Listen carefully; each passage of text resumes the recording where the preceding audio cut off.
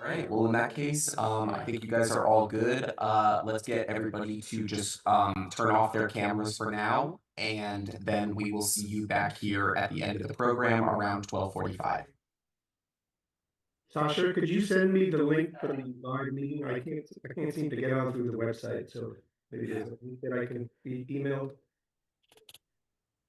Should be on the front page of the website, pennsouth.com. The website, maybe you can just. I can email it to you. Okay, great, thank you.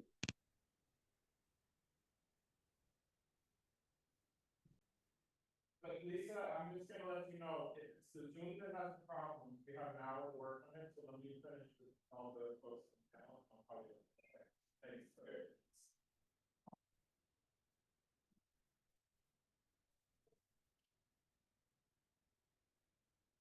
Eric, did you just handle everybody? What? You just took care of everybody?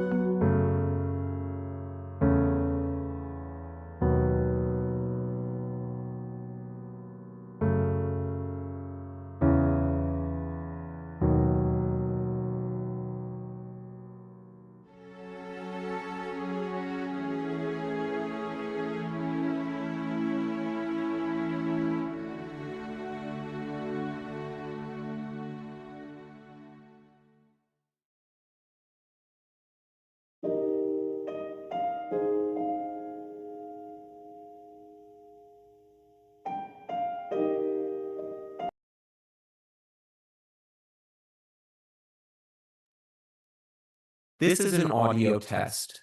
The program will begin in 11 minutes.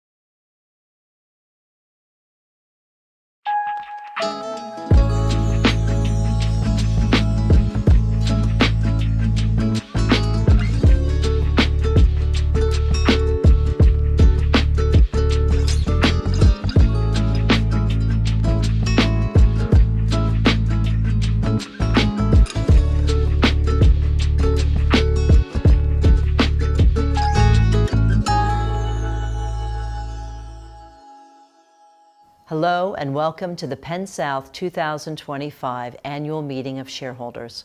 My name is Amber Nicosia and I'm the president of the co-op. Thank you for joining us for this important meeting. Our program includes brief presentations on a variety of topics. Just weeks ago, on October 14th, Governor Kathy Hochul signed legislation that cut taxes at Penn South by millions each year. We will share clips from the historic bill signing ceremony. We will also share exclusive footage from the completed MAG Partners building on West 26th Street and 8th Avenue, touring common areas as well as finished apartments. We will also take a peek inside the newest facility in Penn South for our shareholders, the Adult Recreation Room, a social gathering space with games for adults. Our general manager will discuss infrastructure projects we recently completed and those we are planning for the coming years.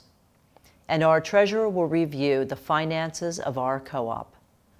We will announce the winners of our proxy raffle and we'll hear brief remarks from our elected officials. But to kick things off, I want to first introduce you to my colleagues on the board of directors. Howard Babbage, Matthew Barilli, Charles Baer, Morris Benjamin, Lloyd Blazin, Jenna Feist, David Goldscheft, Luana Green, Ari Khan, Benjamin Jackson, Kim Oliver, Rosa Reyes, David Smoke, and Sasha Tabachman-Smith. Now I'll turn things over to General Manager Ryan Dietzick, who will introduce key members of the Penn South staff. Hello and welcome. My name is Ryan Dietzick and I am the General Manager of Penn South. First, let me say thank you for joining us at this year's annual meeting. I'm pleased to introduce some key members of the Penn South staff. Assistant General Manager in charge of administration, Lisa Gluck. Assistant General Manager in charge of operations, John Seymour. Security Director, Larry O'Neill. Evening Security Supervisor, Raheem Soto. Powerhouse Chief, Ed Johnson. Maintenance Manager, Johnny Koljanovic. Assistant Maintenance Manager, Michael Sager. Stockroom Manager, Ralph Provisario. Porter Supervisor, Medzid Balademic. Apartment Restoration Manager, Jonathan Rivera. Lead Handyperson, Philippe Nagola. Maintenance Administrative Assistant, Michael Pierre-Louis. Maintenance Clerk, Charles Reed. Interim Apartment Transfers and Shareholder Orientation Manager, Clarissa Rivera. Education and Communications Director, Mario Mazzoni. Financial Manager, Gary Backrack. Assistant Financial Manager, Giselle Grogan. Human Resources Manager, Tom Maloney. Executive Assistant, Blair Desmond. Administrative Assistant, Scarlett Johnson. Facilities Coordinator, Matthew Coy.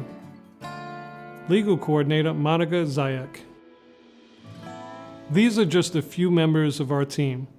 There are more than 100 employees in total who work at Penn South across multiple departments. We have staff working 7 days a week, 24 hours a day, keeping this place running smoothly. We're lucky to have such a skilled and committed staff, and I want to give a big thank you for everything they do all year long. As cooperators, we appreciate the hard work of our employees. Their efforts give us well-maintained buildings, reliable service, and a great quality of life. On behalf of the community, I thank you for your contributions. I want to start today's program with some truly exciting news. Penn South has secured a historic reduction in our property taxes. New state legislation that will cut what we pay in property taxes by 2/3. This is a historic win for Penn South. The New York State Senate and Assembly passed legislation this spring, and the bill was just signed into law by Governor Kathy Hochul on October 14th. Penn South already benefits from a major tax break because we operate as a limited equity co-op with no profit on the sale of our apartments.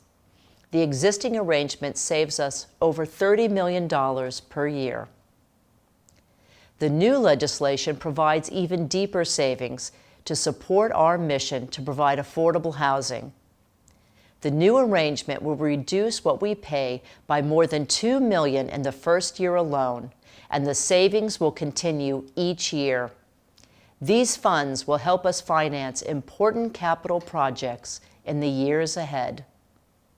For those who were not able to attend the bill signing, I'm going to share some highlights from the speeches and the ceremony. Public support is never guaranteed, but this effort required persistent advocacy from Penn South residents. I want to thank our cooperators, our elected representatives, State Senator Brad Hoylman-Siegel and State Assembly Member Tony Simone, and the Governor of New York, Kathy Hochul, for their continued advocacy for affordable housing. Over the coming months, the New York City Council will pass legislation authorizing this tax cut to take effect. There's a magic about Penn South. That's what New York should be all about. The middle class being able to live in one of the wealthiest, most expensive cities in the world. It shouldn't just be for the well-to-do. Penn South remains an oasis of affordability in a sea of rising rents across Manhattan, and we must keep it that way. So today we're supporting the fiscal stability for the home of 5,000 middle-class Manhattanites at Penn South. You know, it was born out of a moment in the 1950s when some visionary legislators saw that there was a real shortage of affordable, decent housing. They passed laws that made it possible for working and middle-class families to have housing that gave them more than just a roof over their heads. It gave them a fair shot at opportunity and dignity. Today, we're here because I'm signing a bill authorizing the city to extend the same tax cuts to Penn South. This is an example of government at its best, working together to champion solutions that make a meaningful impact in the lives of New Yorkers. In 1962, Penn South was built on that very idea, that when government and housing advocates, some of them are on stage with me today, when they come together, we can create something extraordinary. We can provide high-quality, affordable housing for those who need. President Kennedy said he asked us to keep and preserve this jewel for generations to come. And by making it more affordable for those who are proud to call Penn South home, we are on that path to keep the faith and keep the promise that President Kennedy asked us to do. So thank you, everyone.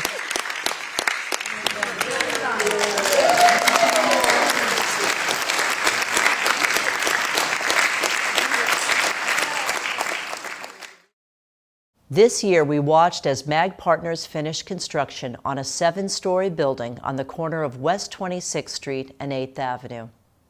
The building, now called Mabel, had its grand opening in August of 2025. We've come such a long way with this project, and I'm proud of what we have accomplished. We want to remind everyone of where we were just a few years ago. On this site, we had an all-commercial building that was in major need of structural repairs. The building had become a financial liability. We needed the commercial revenue from this site, but if shareholders had to pay for the repair or replacement of the building ourselves, it would have threatened our affordability. With a lot of creativity and ingenuity, we found a solution that required no financial outlay from cooperators and still increased our revenue for the site. The solution was a ground lease. MAG Partners constructed a new building at their expense and now pays rent to the co-op each year. Construction of the new structure took just under 2 years.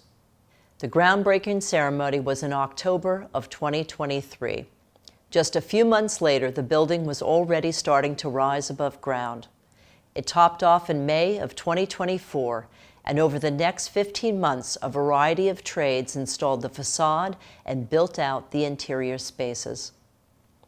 Throughout this effort, we focused on more than just the financial benefit. We required the new building to include a large, affordable supermarket, filling a major need in our community. We also wanted a building that fit into the surroundings. Many cooperators have shared how pleased they are about how much this new structure fits into our campus. The choice of brick honors the existing built environment, and the design highlights the natural landscape that is already a hallmark of Penn South. Our ground lease is the type of creative problem solving that will keep our co-op stable and financially healthy for the next generation.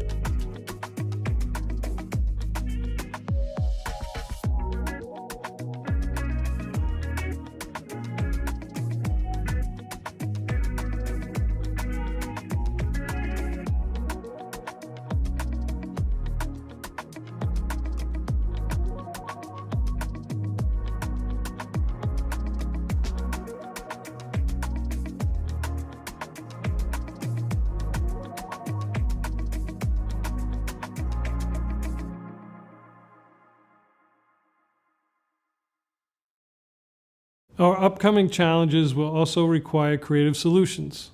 A huge issue facing the co-op right now comes from local environmental laws. A decade ago, the City Council passed a series of laws aimed at reducing carbon emissions. We have a good track record at Penn South of adopting new technologies and practices to reduce our impact on the environment. Achieving further reductions in energy use would be difficult and costly. The new standards for Local Law 38 of 2015 took effect this year. To comply, we had to replace an aging diesel engine in our powerhouse with a new gas engine.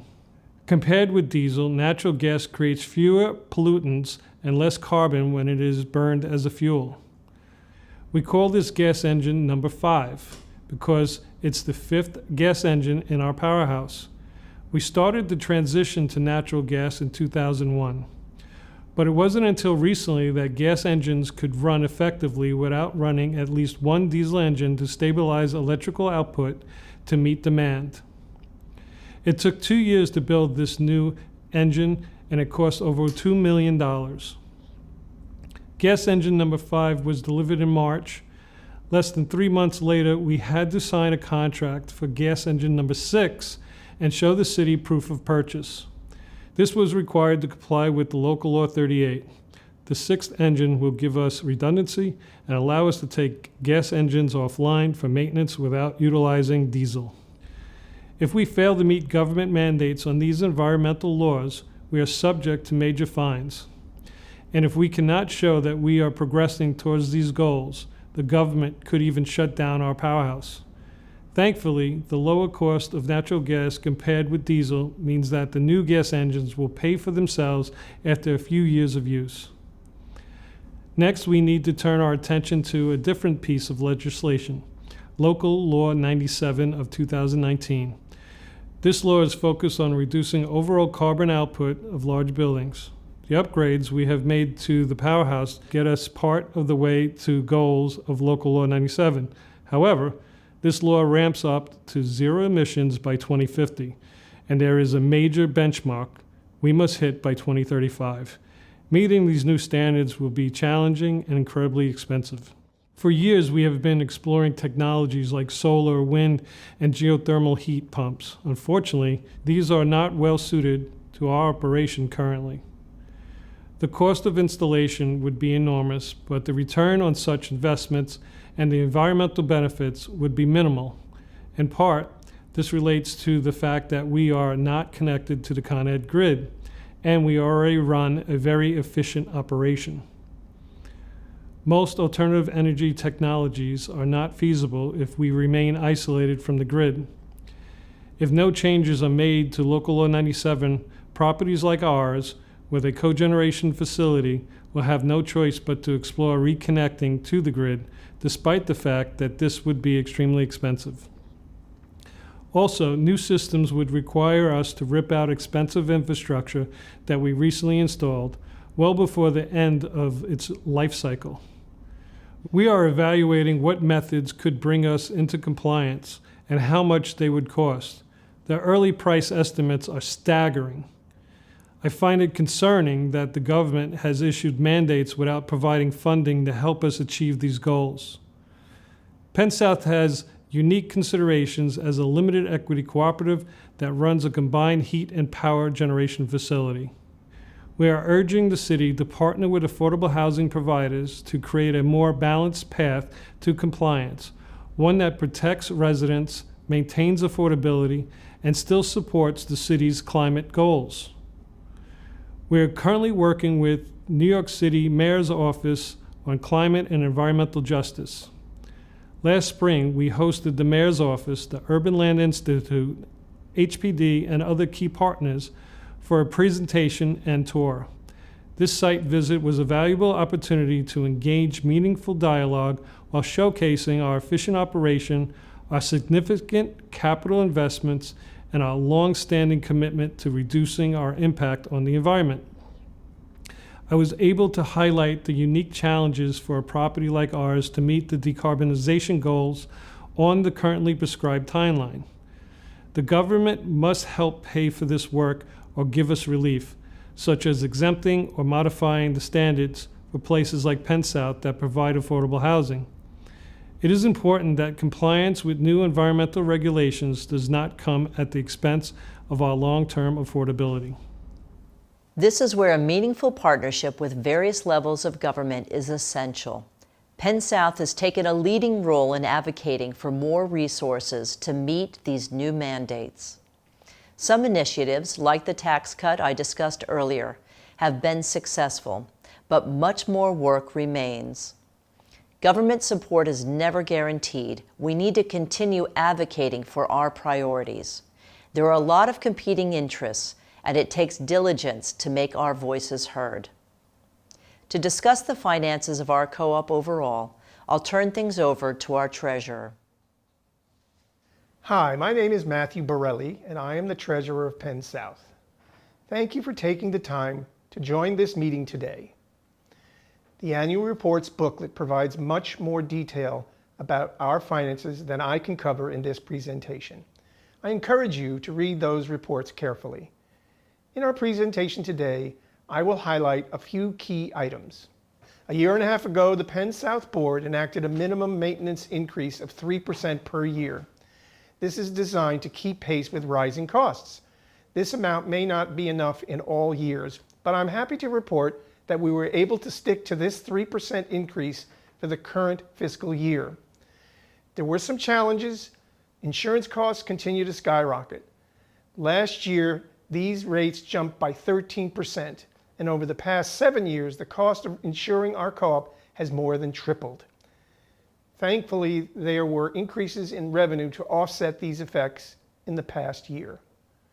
Surcharge revenue is up by more than $650,000.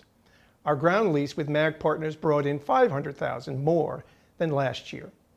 Our EV chargers are a whole new source of income, and we are about to double down on this investment by installing 2 new charging stations.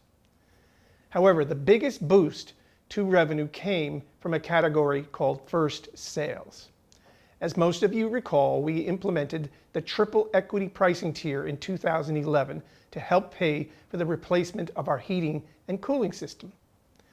Equity for new shareholders was tripled, with the extra revenue going to the co-op. We raised $8.3 million from first sales in the prior fiscal year. That's $3 million more than the year before. This increase in revenue occurred because we sold a lot more apartments last year. Many estates were tied up in the courts for years based on COVID-related delays. When the courts finally caught up, we were able to clear a substantial amount of the backlog. This helped our budget in the short term, but it is a one-time source of revenue. Once an apartment sells at the triple equity tier, the benefit stops. We don't receive revenue when it sells again. To get a real handle on our finances, we need to look many years into the future. Triple equity has been in effect for 14 years now, and we are approaching the halfway mark for the total expected revenue. Over time, our income from first sales will decline, and we will need to address this issue. Our capital expenses were more than $1 million below projections. That's mainly because we strategically delayed some major projects. But the work coming due is significant. Ever since the co-op refinanced with a HUD-insured mortgage, we have enhanced our long-term planning. We keep a capital needs list and review it carefully with HUD and our consultants throughout the year. Using this, we work with our finance team and our auditors to develop a budget. We are no longer financing projects by borrowing in an ad hoc manner. Instead, we are funding a reserve account over time so that funds are available when they are needed. Many projects have price tags in the tens of millions of dollars. As a result, our fiscal planning needs to be on track many years before any actual work begins. I will turn things back to General Manager Ryan Dietzick, who will highlight some of the major projects on the horizon. For a complete list of the upcoming capital projects at Penn South, please read the annual reports booklet. Today, I will highlight just a few of these projects. Inside our buildings, we need to replace the pipes that carry natural gas to apartments for cooking. Over the course of the years, we've developed a plan to replace key sections of pipe without shutting down gas to the entire building. We just completed this work in Building 1, and I am happy to say that we achieved our primary goal. We never had to interrupt gas service to the whole building. However, it was a struggle to get agencies to sign off on permits and inspections in a timely manner. This caused work to drag out for 16 months and just one single core building. We expect to spend $365,000 on this work for our next single core building, and similar work will be required throughout our campus. Later this year, we will continue replacing our underground utility pipes, which are decades old. This work is costly, so we are spreading the work over multiple years. Next up is a stretch of pipe that runs underneath West 28th Street.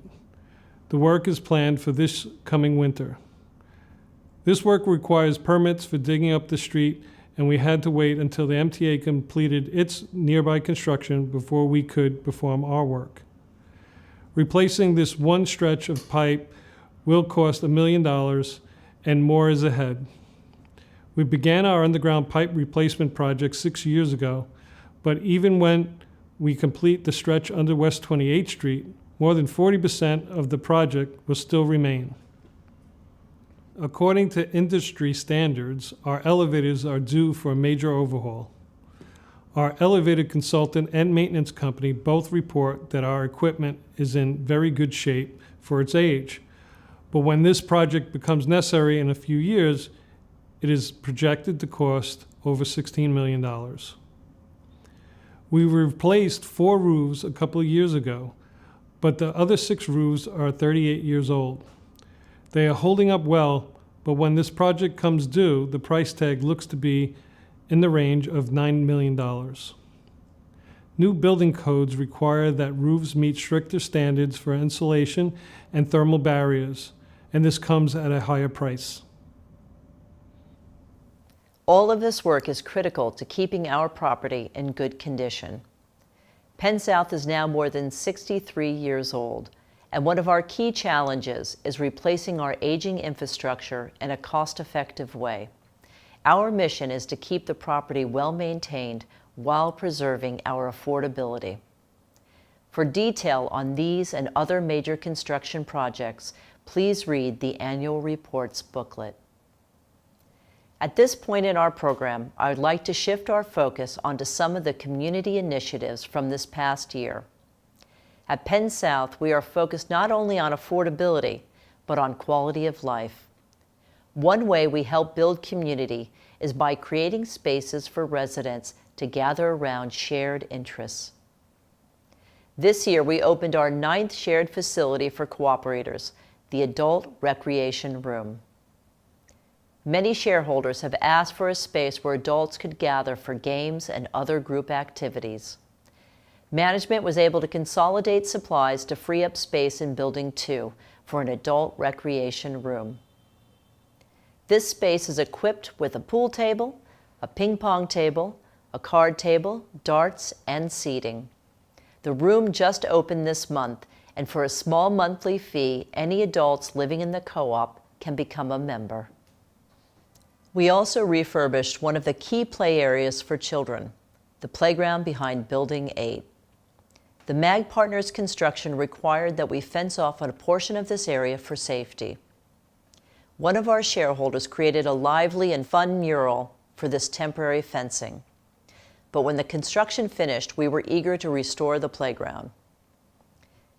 This park is one of the focal points in our community for families with children. And this fall, we did a replacement in kind of the safety surface and play equipment. As part of our contract with MAG Partners, the developer paid the cost of restoring the area that fell within their work zone. It was exciting to reopen the park just a few weeks ago. Families are already taking advantage of the mild weather to enjoy this beautiful area. This area behind Building 8 is one of 2 playgrounds in our community. The other, Pinwheel Park, is located between Buildings 2 and 3 and serves children under 6. Later this year, we will upgrade our Building 8A community room, thanks to $200,000 in grants from City Council member Eric Botcher. We will install full-height windows to help bring in natural light and help connect the space with our beautiful grounds. This project comes at no cost to the co-op. The City Council funding secured by Eric Botcher covers the full expense of this work. This year, we expanded our electronic key system. In addition to providing access to facilities, residents are now able to use an e-key at their building entrance. And for those who have reduced rate parking, the e-keys now open the rear gate of the parking lot. We started rolling out this program one building at a time. To request an e-key, you can use the resident portal or call the management office. I'd like to spend a moment briefly discussing the redevelopment of the St. Columba property on West 25th Street. Some of the buildings are 180 years old, dating to 1845, but the entire site is slated for demolition this winter. This is a loss for many in our community. Many cooperators were members of their congregation or were students at the school. St. Columba was a part of this neighborhood fabric more than a century before Penn South was built. The older architecture was a glimpse at history among just a few buildings that were preserved when our co-op was created. Unfortunately, the buildings were not designated as landmarks, and the church sold the property to a private developer. The new owners plan to build mid-rise apartment buildings on this site. Since this site sits in the middle of our campus, we are following this project closely. However, I want cooperators to understand that Penn South has no authority over what happens there. Our co-op does not own or control this land. We have no special rights to influence what is being built on this site. Still, we will do our best to engage the developer around matters affecting us as neighbors, and we will share updates with the Penn South community as we receive them. As we near the conclusion of our presentations, I want to honor the many ways that we are more than just a community. The Parents Committee sponsors events like the flea market, Halloween bash, and annual barbecue, bringing us all together. Residents help us oversee facilities where cooperators meet to partake in enrichment activities together. Penn South Social Service sponsors the terrific Program for Seniors, as well as countless activities for cooperators of all ages. Finally, I'd like to acknowledge the talented cooperators whose artwork is featured in this year's Annual Reports booklet.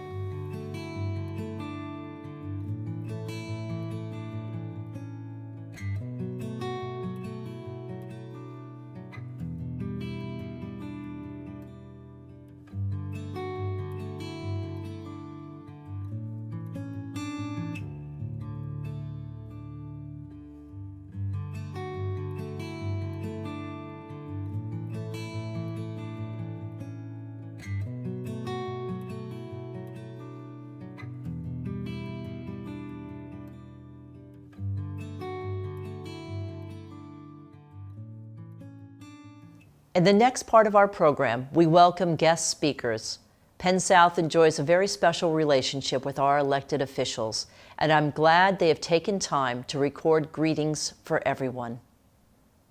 I now would like to introduce Brad Hoylman-Siegel, who represents Penn South and the New York State Senate. Earlier this year, Brad helped pass our historic new tax reduction. I welcome Senator Hoylman-Siegel to share a few words. Hello, everyone. I'm State Senator Brad Hoylman-Siegel, and as of last Tuesday, the incoming Manhattan Borough President. I wanted to give you an update on some of my legislative and community activities in this report to you, the shareholders of Penn South. First, I'm elated to have been the sponsor of legislation with Assemblymember Tony Simone that cut Penn South's shelter rent tax in half. Governor Hochul signed our bill last month at a celebration attended by many of you at FIT.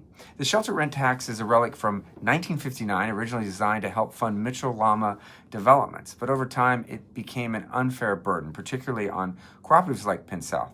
While other housing got relief, you were left paying a tax that made less and less sense as the years went on. Our legislation addresses this inequity directly. By cutting this tax by 50%, we're putting approximately $2 million back into the pockets of Penn South shareholders, money that can go toward maintaining your homes, reducing your monthly carrying charges, or simply easing the financial pressure that so many of us face in our very expensive city. Second, I'm also proud to have worked with Penn South and the MTA in the wake of damage to Penn South's infrastructure, apparently caused by the MTA's construction work on the electrical substation on 28th Street. I'm proud that the MTA reached a settlement with Penn South at my encouragement that appropriately compensates you for the repair expenses incurred. Third, I recently met with Andy Byford, who many of you may remember was Train Daddy in his former executive position at New York City Transit. Andy is now working for Amtrak and has assured me and other elected officials that the much-needed reconstruction of Penn Station will not touch Block 780. I know that's an issue that has concerned many residents at Penn South. Finally, a brief legislative update from Albany. This past year, I'm proud to have passed over 60 bills in the state Senate, including legislation giving terminally ill patients more options to limit their suffering through my Medical Aid in Dying Act. Another bill would protect the providers of abortion and gender-affirming care. A third bill signed by the governor recently prevents landlords from using AI software that allows them to collude and set rents, in effect, breaking our laws that prevent price fixing. And a fourth bill, also signed by the governor, will protect kids from being bullied in private schools. Again, it's been one of my highest honors representing Penn South over the last 12 years, and I'm thrilled to continue that representation as the 28th Manhattan Borough President. Thank you very much. I am pleased to welcome New York State Assembly member Tony Simone to his second annual meeting. Earlier this year, Tony helped to pass our historic new tax reduction. I welcome Tony Simone to share a few words. Good afternoon. I'm Assemblymember Tony Simone. As I continue in my second term in office, I am so proud to be representing Penn South in Albany. For years now, whenever I speak of the housing and affordability crisis we face, whether here in Chelsea or when I'm at the Capitol, I'm always saying we need more Penn South in every community. And just as importantly, we need to ensure Penn South remains the model of affordability and community that has been for so long. You all know that operating costs are going up, long-term capital projects need funding, and there is a very limited supply of affordable housing in this area. When Senator Harlan Siegel and I saw an opportunity to help cooperators save on their tax bill in the final weeks of this year's legislative session, we got to work on a bill right away, and within a few weeks it had passed both houses. It's very rare that Albany works that fast. This law, coupled with the action by the city, will save Penn South $2.3 million in the first year. That is huge. I saw many of you recently when we brought the governor to the neighborhood to sign the bill. I've seen others at our shred truck event. Hope to see many more of you at our upcoming vaccine drive, co-hosted with Councilmember Eric Botcher on the 13th. Beyond cutting your property taxes in half, I had a very successful year in Albany. We passed many of my bills, including the Freedom to Read Act, which prevents book bans while empowering parents and librarians. The Support Act, which I carry with Senator Harlan Siegel, ensures non-felony defendants with mental illness found unfit for trial are connected to care instead of just released onto the street. This is part of my work to build systems that heal and keeps us safe. And several bills that work to safeguard the integrity of our elections while making them more accessible. I am also proud to co-sponsor the Health Equity for Retirees Act in the Assembly, which will defend public retirees from being forced onto unfair Medicare Advantage plans. And I will continue my strong support when the bill is reintroduced in January. I will always fight against any attempts to chip away at healthcare and to win greater comprehensive and affordable healthcare for all. My office is always here to help you, and we're located just up on 8th Avenue on 29th Street. Any issues you may need assistance with, we're here to help. I look forward to continuing working closely with Penn South into the new year. I wish you a successful shareholder meeting and hope to see you in person soon. Thank you. I'm happy to introduce Eric Botcher, our representative in the New York City Council. As we mentioned earlier, he allocated $200,000 for a renovation of our 8A community room. Let me welcome Eric to share a few words.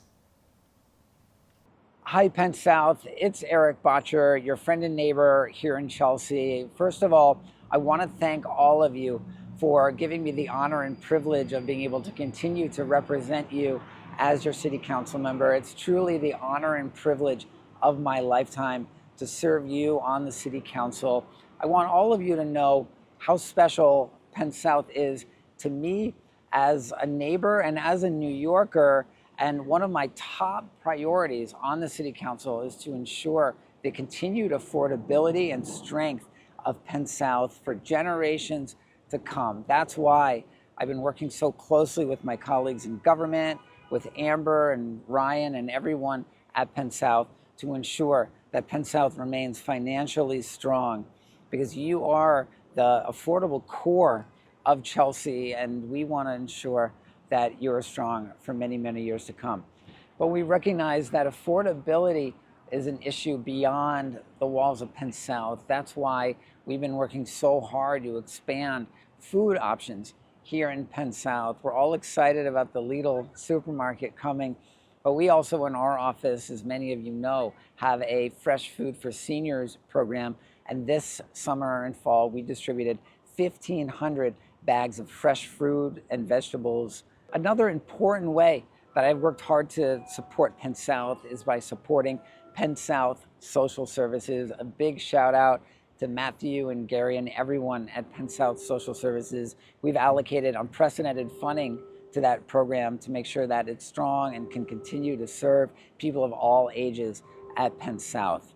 Since I last addressed you, we've been very busy legislatively down at City Hall, passing my legislation reforming the sidewalk scaffolding system in New York City. So much of New York City, our sidewalks are shrouded in sidewalk sheds, some of which are there for years and years. We're now setting time limits for the amount of time that can be up. Another bill of mine addressing gun safety in New York City. I've passed legislation, the first of its kind in the nation, that will require gun stores, and there are 14 of them in New York City, to post a graphic warning on the walls of their stores with a photo that illustrates the dangers of guns in the home. We believe that this is legislation that will be adopted nationally. The NRA is going to hate this legislation, but it's going to save lives. Another big achievement from the last year is the Midtown South mixed-use zoning, which will generate nearly 10,000 new units of housing in the Garment District, Flatiron District, Midtown South, in an area that could not previously accommodate residential development. Nearly 3,000 of those units will be permanently affordable, creating more housing options for your friends and family so they can live on the West Side as well. I love community. One of the things I love about Penn South is Community Room 8A. It's a place where we all love to go and gather, but I have felt for years that the community room was too dark. This beautiful day outside, we're in the community room with these tiny windows way up high. So this year, I allocated funding in the budget to expand the windows, to enlarge the windows in Community Room 8A, floor to ceiling, that will fill that room with light, make it much more harmonious with the beautiful gardens that you have in the interior of Penn South. It's going to make that space a much more desirable place to be, to have events. I'm really excited for that space when it becomes renovated, to spend a lot of time with you there. We've been making big investments in quality of life on the West Side. We're about to plant our 1,000th street tree that you can see going up all around Penn South. New street trees, they clean our air, they absorb stormwater, they provide habitat for native species. 1,000 street trees, many more to come. We've been investing in graffiti removal, sanitation, other ways to improve quality of life for you here in Chelsea. I want to thank Amber Nicosia and the board at Penn South, everyone, all the staff at Penn South, Ryan and all the amazing staff that work every day to make Penn South such a special place. A big welcome to those of you who are new at Penn South. What a special place. Penn South is arguably the most special place in all of New York City. New York City, the most special place in the world. Therefore, you live in the most special place in the world, and we're working hard to keep it that way. Thank you again, everyone, for all that you do. Thanks for being such great neighbors. We're there continuing to serve you. I would like to thank all of our speakers for joining us today. And with that, we have concluded today's presentations.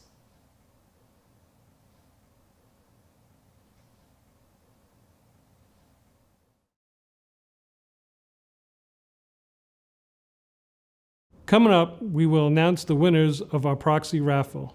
After that will be the question and answer period of the program.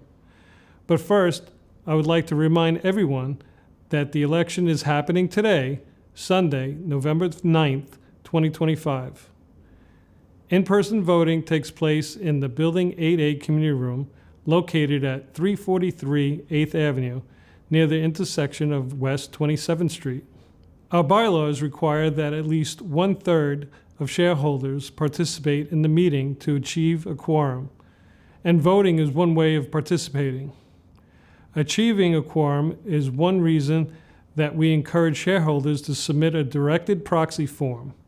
If you submitted a proxy form, either online or by paper, you will automatically entered into a raffle for gift cards. The top prize is a $1,000 gift card. The election company provided a list of all households that submitted a proxy by the deadline, and we then conducted a raffle. The winners will appear on screen in a few moments.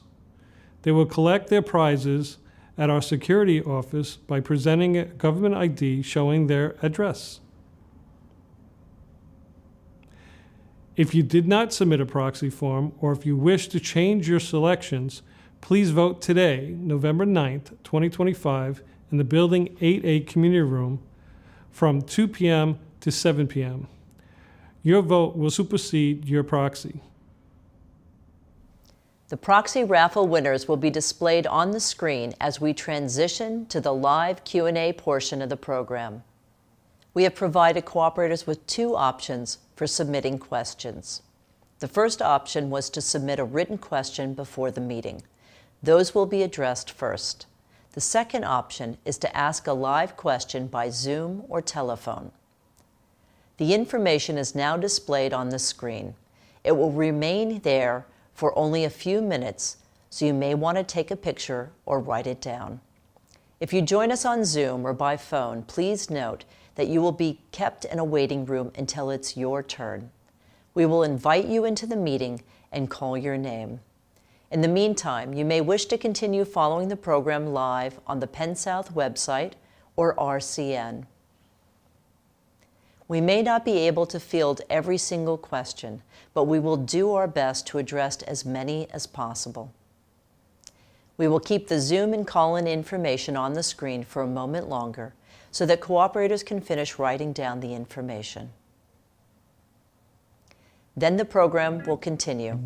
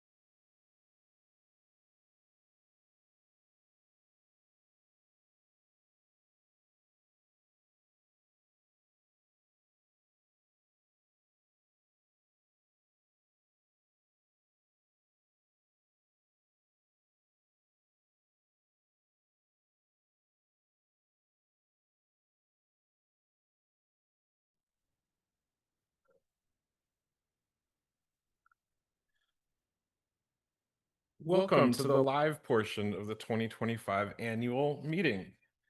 Thank you to everyone who has joined the meeting and participated so far. I'm going to introduce today's panelists. We have President Amber Nicosia, Treasurer Matthew Barilli, Assistant Treasurer Sasha Tabachman-Smith, General Manager Ryan Dietzick, Assistant General Manager in charge of operations John Seymour,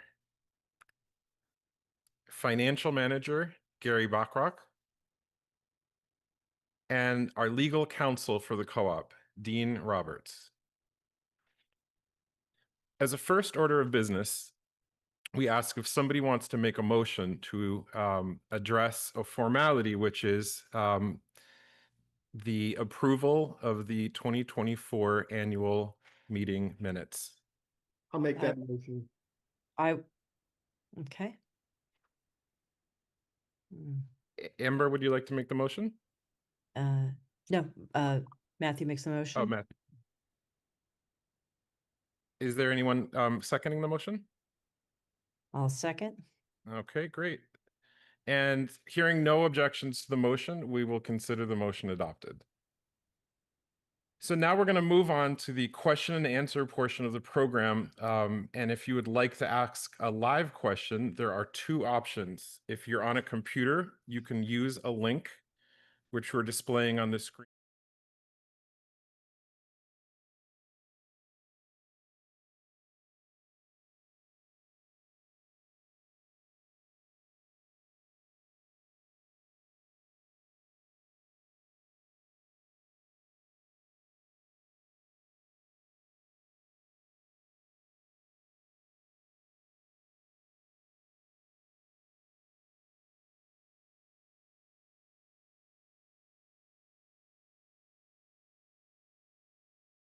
You at your computer or television where the live stream is. There's a delay with the live stream, and when we are ready to call you, we'll call your name. If you're watching it on the website or RCN, you will not hear it in time, and the delay will affect it. So please stay by your computer or phone, and we will get to you. We're going to invite cooperators one at a time to speak questions. You can start joining now and wait for your turn. You'll be kept in a waiting room.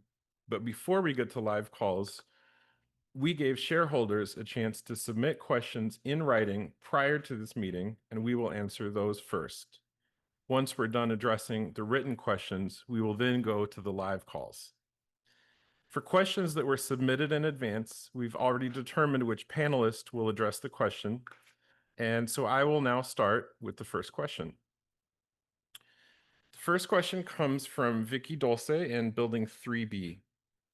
Vicky says, regarding the notice that we received with the Penn South announcements on June 30th, 2025, stating, over the years, we have incurred small deficits when unpaid funds cannot be collected. The co-op is adding $2 effective August 2025 to offset costs and losses. I would like to know what exactly are these unpaid funds for, and why do I have to cover the costs of other people's funds that are not collected? Why are these unpaid funds not able to be collected? Why should I have to give my hard-earned money to cover other people's negligence? If they're having trouble paying, then put me on the list. Since my husband's passing, I lost his income and I'm struggling with a fixed income that barely covers my needs. I would really like a cognitive answer to this conundrum you have placed on us. I look forward to your reply. So to answer this question, we're going to go to General Manager Ryan Dietzick.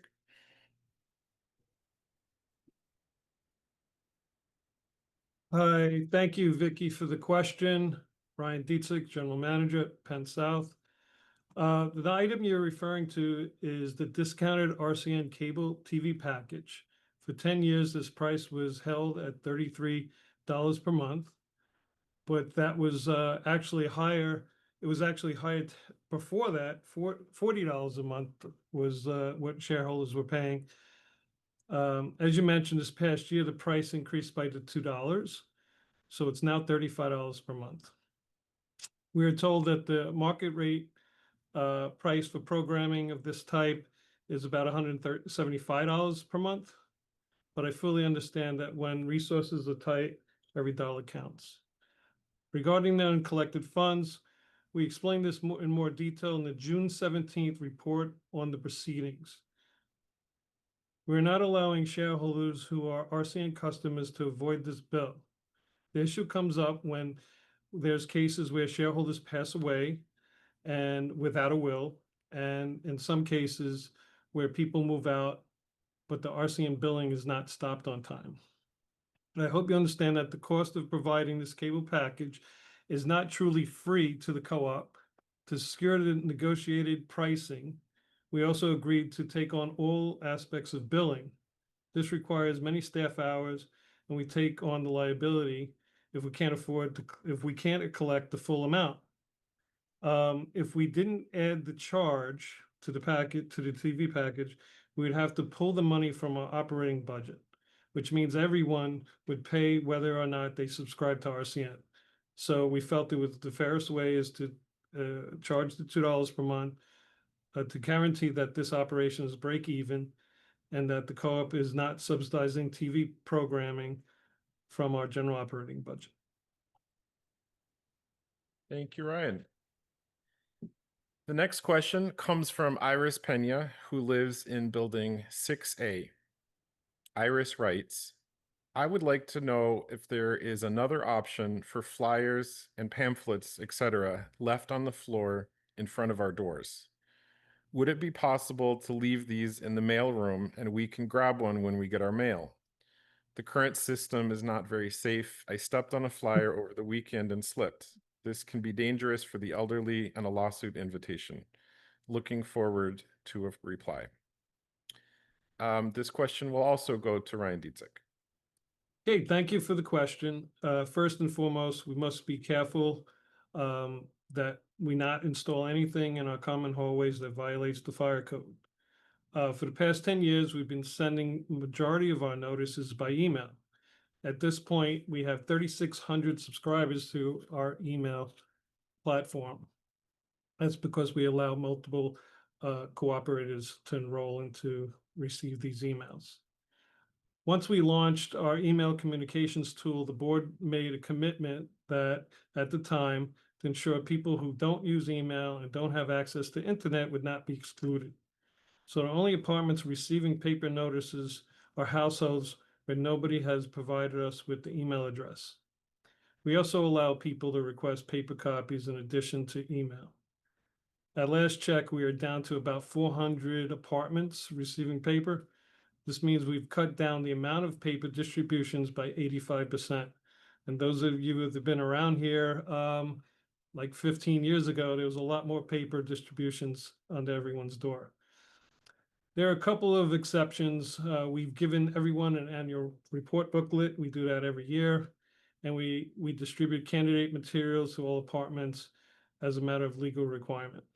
But otherwise, we are not dropping paper in front of doors except to people who need this method. During the past election, you may have received papers from candidates. The co-op has a longstanding practice of letting shareholders distribute information to each other by dropping notices at doors. In these cases, the co-op does not get involved, although we from time to time will pick up papers that are piling up, especially in front of vacant apartments, and left unattended.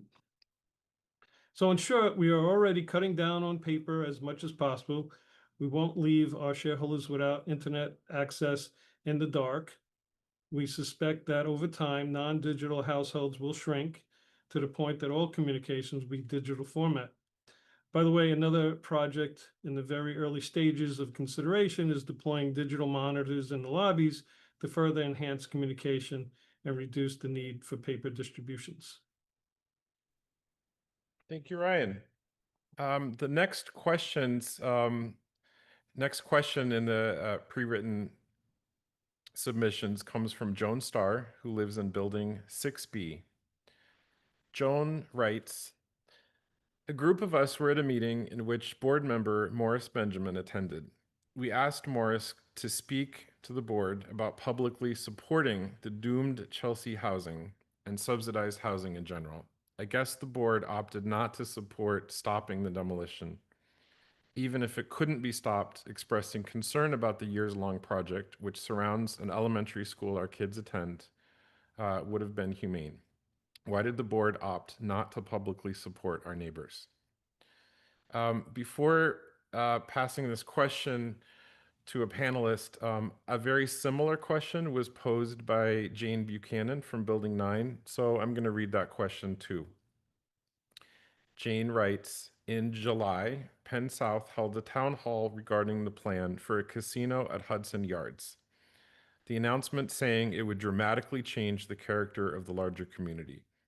Closer to home, potentially threatening to dramatically change the character of the larger community, is the planned demolition of 22 buildings and private development of market rate housing at NYCHA's Elliott Chelsea and Fulton complexes. Will you commit to holding a town hall regarding NYCHA development? For these two questions, Amber will address them. Thank you. I actually really appreciate these two questions. I couldn't agree more about our concerns for NYCHA. So these are our neighbors that are just west of us on 9th Avenue. And I just want to make sure everybody understands the question, because they were talking about demolition. We're not talking about Penn South. We're talking about city-owned property and city-owned housing communities of Fulton houses and Chelsea Elliott houses. So Fulton houses is on 9th Avenue, between 9th and 10th, between 16th and 19th, and Elliott Chelsea houses is between 25th and 27th Street, between 9th and 10th Avenue. Chelsea Elliott is directly across the street and runs parallel to Penn South. So I know we have a lot of people in our community been actively involved in trying to figure out what the final project is going to look like when it comes down to development. These are buildings unlike Penn South They were never properly maintained, they were never properly repaired. And then after several decades of that, they've gotten to a place where at first they said that they were going to renovate the buildings, and they're going to remain in the current height. Now it looks like the site's being handed over to a private developer, and they're potentially going to destroy all of these city blocks, and they are going to allow the developer to put in a huge apartment complex of both market rate and city housing. So now they're possibly discussing a project where some of the buildings are going to be that are directly across the street from Penn South are going to be up to 40 stories tall and potentially having a 20-year construction project. So that's why this question is both of these questions are so important. Again, this is not Penn South, but this is property that's adjacent to Penn South, and it affects not only NYCHA, but it affects Penn South and it affects the larger community. So I have my own concerns. I'm concerned for the NYCHA residents. I'm concerned for our students in the elementary school who go to PS 33. I'm concerned about the environmental hazards that are being identified on the site and one of the excuses that they're using to demolish the building. And I'm concerned about all of the potential issues that are going to come with allowing a construction site of this magnitude to happen. But most of all, I'm really concerned because nobody at Penn South has been allowed to be engaged in a conversation about what's going on in NYCHA. So in terms of having a town hall, I think that's a great first step for this community, to try to get a handle on what we know so far and how to get more engaged in the process. Part of the question was specific to the board. I can tell you we have 15 board members. Everybody's got a different idea of what they think should be done there, what they think the solution is. So there's not consensus the way there was when it came to the Hudson Yards project, which had been going on and discussed at a board level since 2005. I can tell you that all of our board members are actively engaged in conversations, but I think a town hall is a great way to try to get consensus and build consensus in the community. So I would absolutely agree to that. I think it's a great idea. Thank you very much, Amber. I'm going to take this moment to just remind folks who want to call in and ask a question of their own. We will be going to the live call-in question once we finish with the pre-written questions. So as a reminder, if you want to join by Zoom on a computer, you can use the following URL. It's meeting.pennsouth.coop/2025 question. I'm going to read the phone number also and the meeting ID for people who want to call by telephone. The telephone number is 929-205-6099, and the meeting ID is 845-2743-9138. We'll leave this on screen for a little bit longer.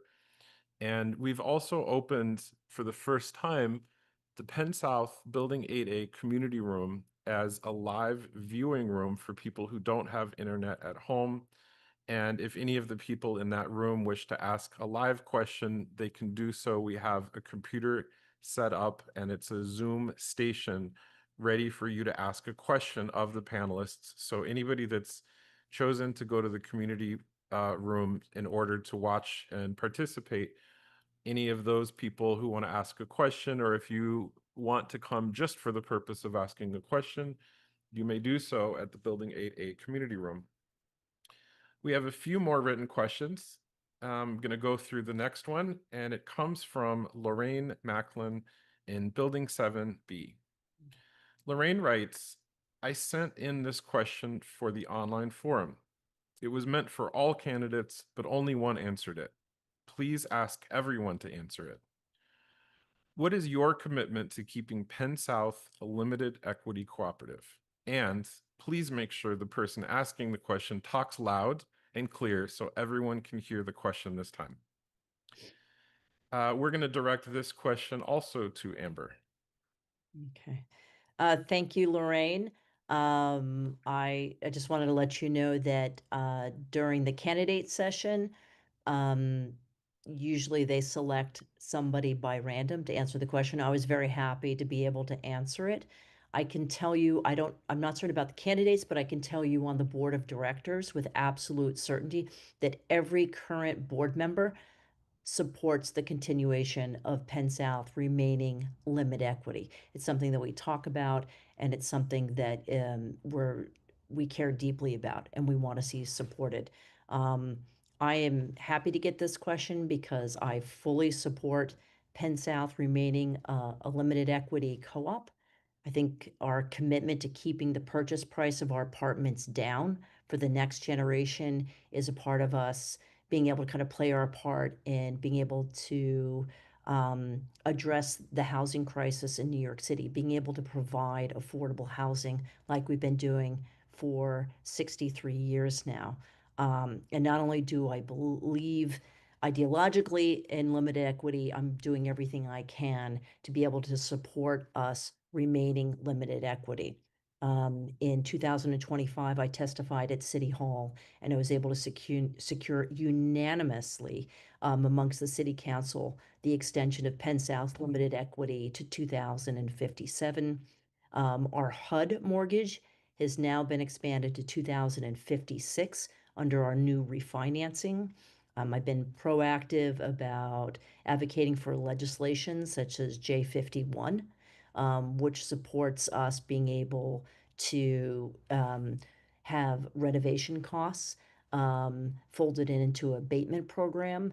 I've also was there at the signing on October 14th when Governor Hochul and our Senator Brad Hoyman Siegel and our Assemblyman Tony Simone was there to sign legislation that would give us a 68% reduction in our taxes.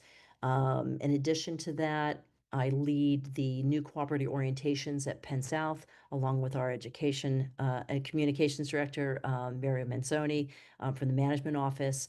And we do our part by giving a presentation and educating our newest shareholders on the importance of limited equity, what it's meant for us historically, what the benefit for them is as they're coming into Penn South, and the importance of being able to support limited equity into the future. So not only something that we support, but something that we're very actively engaged on trying to make sure that that support is there to make limited equity as successful as possible. So thank you for the question. Thank you so much, Amber. The next question comes from Jeffrey Handler in Building 7A. Jeffrey asks, could anyone think of a plan to fund an exceptional landscape plan for the land between 28th and 29th Streets? This kind of project might become an amazing sitting, strolling area for cooperators and be a unique space in New York City on our campus. Utilization of volunteers could be part of the plan. Amber will take this question as well. Great. Thank you, Jeffrey. We've had a number of suggestions for that area on 28th Street. Obviously, the MTA project put a pause on us looking at it, but now that the substation project is coming to an end and that street is going to be cleared, I think it's a great opportunity for us to kind of look at that stretch and see if there's a way to enhance it and make it kind of sing the way the rest of our landscaping does. So I'll definitely bring this idea back to the board. It's an excellent question. Thank you, Amber. This is the last written question that we received, and after this question, we will be starting to take people who are calling in and joining by Zoom on their computer, or anyone in the Building 8A community room that wishes to ask a question. And for those who are in the process of calling in, this is the time to do so. You will be in a waiting room and we will call your name when it's your time. So please start calling in now. The final question comes from Cynthia Millman of Building 7A. The question is much longer than we usually allow, but since this is the last of the written questions and we only received a few, we will read it in full. Cynthia writes, I'm grateful for the quality of life at Penn South, the excellent services, the volunteer board members who dedicate their time to our wonderful cooperative. My main concern is safety. Because our campus is open, anyone can enter our grounds at any time. I occasionally see a security officer patrolling on foot or bicycle, but it doesn't approach the presence that lets everyone know Penn South is protected, somebody is watching. We regularly hear about people who get into the building and steal packages. Occasionally, something more alarming happens. We share our outdoor spaces with anyone who wants to be here, but some visitors contribute to our sense of vulnerability, especially after dark, and some litter our beautifully kept grounds. What do you have for increasing safety for cooperators and anyone else who wants to visit our open spaces? I'm looking for practical, achievable, noticeable solutions. The issue keeps coming up. It would be great to address this situation before something tragic happens. Thank you for your attention to this important matter, which concerns many cooperators. And to respond to this final question will be Ryan Dietzig. Hi, Cynthia. Thank you for the question. First, I want to acknowledge your concern about our safety. This is a matter we take very serious at Penn South. A few years ago, we had a study done of our exterior lighting, especially the street lighting, which has been changed from traditional halogen lighting to a more direct LED lighting. We wrote a letter to the Department of Transportation because we don't think that the actual code was being met with the layout of the lighting that is now requires more lighting on our streets. And the DOT agreed with that. They were waiting for the MTA to finish their work. And they told us we're on their capital improvements list. So we're looking forward to them coming and augmenting the street lighting around our campus. That's number one. Number two is we're constantly monitoring and reporting to 311, and I encourage all shareholders to do the same. Whenever you see a light out, call 311 and register a complaint. That goes directly to DOT, and they send out the staff to make sure those street lights are turned on. More to the point of our security. Security officers are special patrolmen. They go through training. We're committed to maintaining the security around the campus. People sometimes don't like being approached by our security officers, especially if they're not creating a problem, but they're just loitering. So sometimes we hear criticism that officers are too assertive. It's a fine line and a fine balance between being vigilant and also appearing intrusive. So we're constantly monitoring and working with our staff to strike the right balance. I think that our security team does a great job of handling the delicate situations around Penn South. We are an open campus, as you point out, though at certain times of the evening, we do isolate sections of the campus from people transversing through. Assistant General Manager in charge of operations, John Seamer, has instituted continual training as a focus of his guidance, and as well as working with Director of Security and the security supervisors on efficient deployment of security officers when patrolling. Director of Security, Larry O'Neill, and Lieutenant Raheem Soto, they conduct tabletop exercises and review all incidences at the supervisory level and discuss what our security team did well and identify where we could do better the next time. This not only applies to incidents around the campus, but also our neighboring community. Supervisors then disseminate that information and instruct patrols accordingly. Our record of safety is strong. Serious incidents are rare. Package thefts has occurred, but thankfully it's trending downward. Compared with our neighbors, we had relatively few incidents in the past year. We have package porters who bring up the packages up to the apartments. So that's helped also with the initiative. Unfortunately, some investigation have shown that either packages were taken by accident or on purpose by residents of Penn South. So it's not just trespassers. Our recent efforts have significantly improved the situation. In fact, the word is spreading amongst package thieves to stay away from Penn South is the feeling we like to share amongst the team by seeing the noticeable decrease in incidents. But when incidents do occur, they usually involve a trespasser tailgating. This is a term used in the industry whenever someone is waiting for a resident to enter the building using their key, and then they follow behind. So people may smile and greet you and act like they belong. It's on everyone's duty to do their part. Don't confront strangers, but avoid holding doors with people you don't know, please.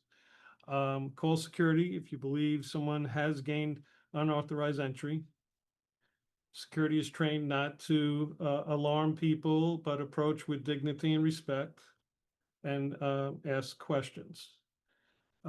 You can also set an example. If someone holds the door open for you, and politely decline and explain why it's essential you use your own key.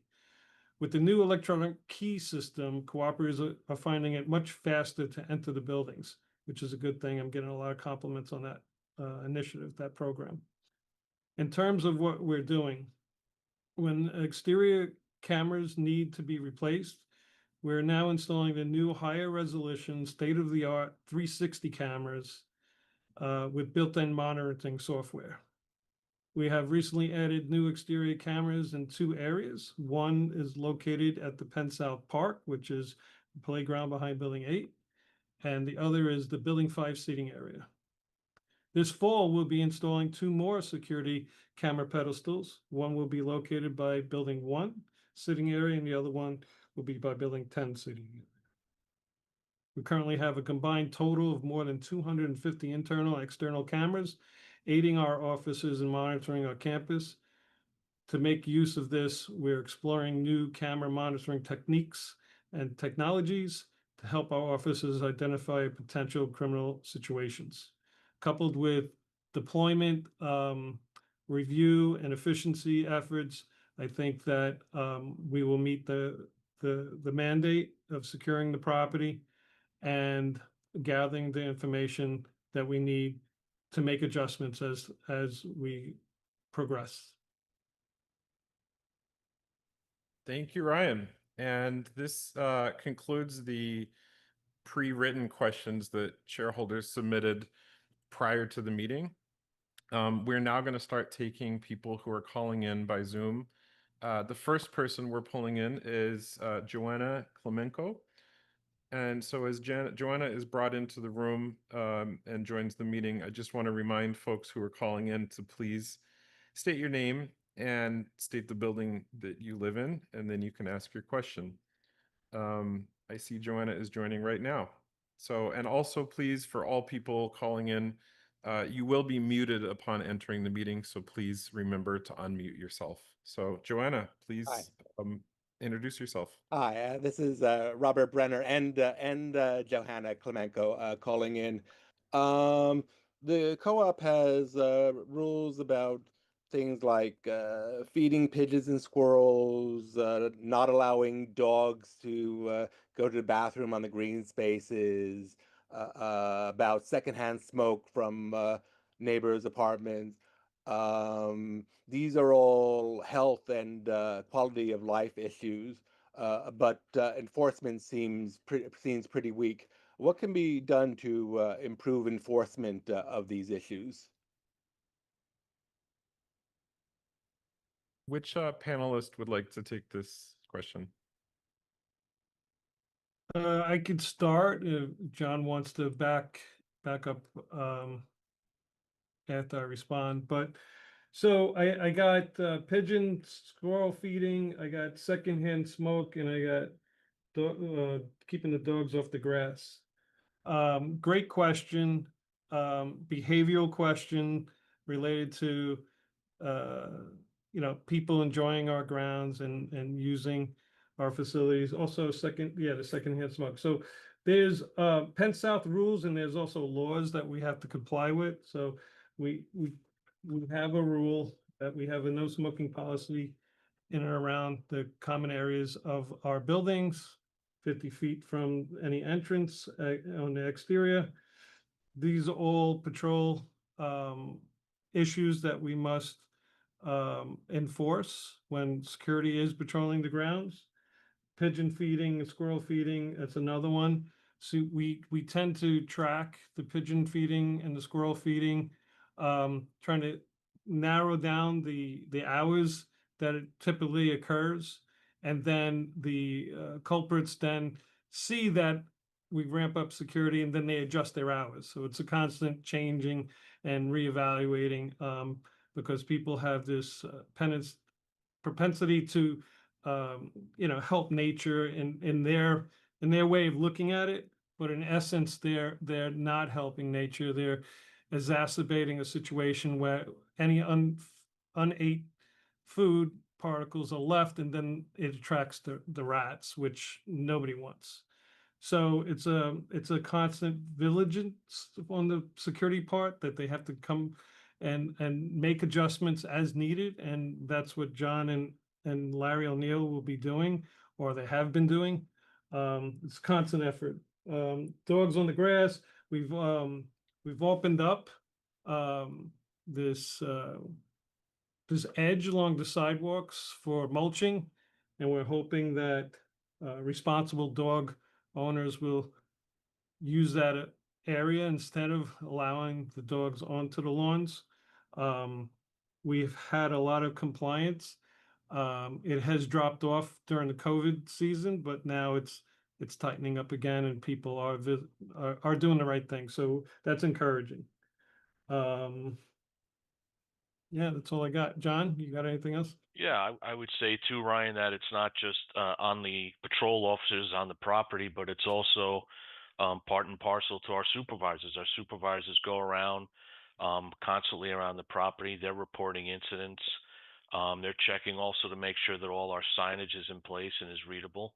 And it's also, we look for help from the cooperators. The last pigeon incident that we had was at a building, and it was reported by a cooperator who actually knew the person who was doing it. And their help, along with some investigations by security and checking of security cameras, helped lead us to the person, and we talked to that person, and it subsequently stopped. But it's an all-around effort, not just our security patrolmen, but also, like I said, supervisors, staff, and cooperators. Thank you. So I see quite a few people waiting to join the Zoom, and we're going to pull the next person in. The next person waiting is David Monderer. I see David's joining right now, and if you can hear us, David. Hello. Terrific. Please introduce yourself, your name, the building you live in, and then ask your question. David Monderer, Building 2A. The 2021 refinance of the HUD loan had an initial principal of around $178 million. Does that figure include the $10 million prepayment penalty mentioned in Note 5 of the financials? Or is it a separate loan from the $178 million? So Matthew, before you or Gary answer, I just want to say, David, we did receive your letter at the office, and we are preparing a formal response to get into the nuance of your questions. But I'll turn it over to Gary and Matthew to answer specifically what you're asking right now. I believe it was rolled into the gross amount, but I would ask Gary if he would ask the question. I'm sorry, that's incorrect. Yeah, so Gary, can you answer that, please? You're muted, Gary.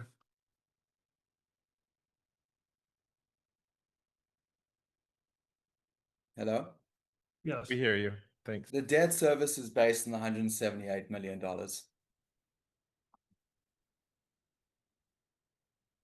prepayment penalty was actually a part of the rate that we settled on.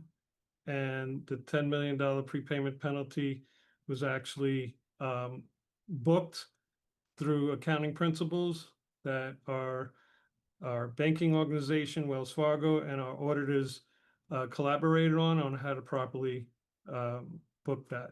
So it may seem to look as if we're carrying the $10 million. We did not. It was factored into the rate we settled on, which was a historically low rate to begin with. So we did in fact pay a $10 million prepayment penalty, but we do not carry a separate loan for it. I would say technically it was in fact part of the full borrowed amount. And we had accumulated amortization, I believe, that we were able to take advantage of at the time of the refinance. Gary, does that make sense with what occurred? The debt service that we calculating, what our monthly payments is based on 178 million. As Ryan mentioned before, the rate that we secured our loan on is including is factoring in the prepayment penalty. Right. A formal response will be given to David. We received his information and we are in process of responding. Again, to repeat, Thank you. So we did not carry and do not carry a separate loan for the prepayment penalty. excellent. Ryan, Gary, Matthew, should we move on? Sure. I think this, as we said, there's some detail that can only be provided in writing, which that person will receive. The next person we're calling in to ask a question is Andrea Lillo. Some people have phone numbers, by the way, so that means when I call those people in, I will actually have to read out the last 4 digits of your phone number. If you are calling by phone, just please pay attention to that. So I see Andrea is in the meeting. If you can unmute yourself and introduce yourself.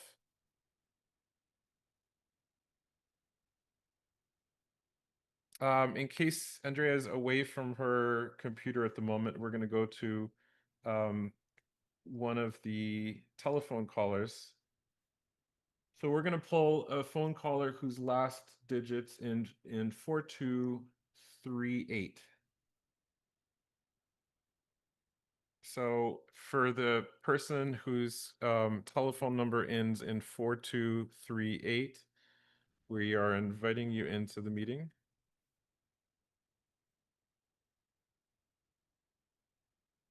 I forgot to write down, if you would like to unmute yourself, the code to do that is to dial *6 on your phone's keypad if you're muted. So for all callers, when you're joining the meeting, please, I think that went through. So can you please introduce yourself and say your name, the building you're living in, and then you can ask your question.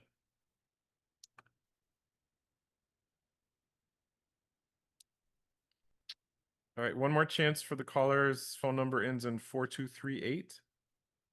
I see you're unmuted. Michael Feldman, Building 10. We hear you, Michael. Wonderful. You can go to your question good. now. I've been here since 1977 or 1980.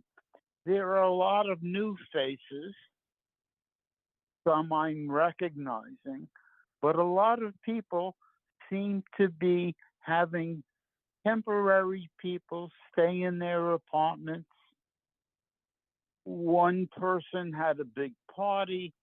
Other people had visitors from France. Are there a lot of people that are using their apartment for short-term extra money by renting it out?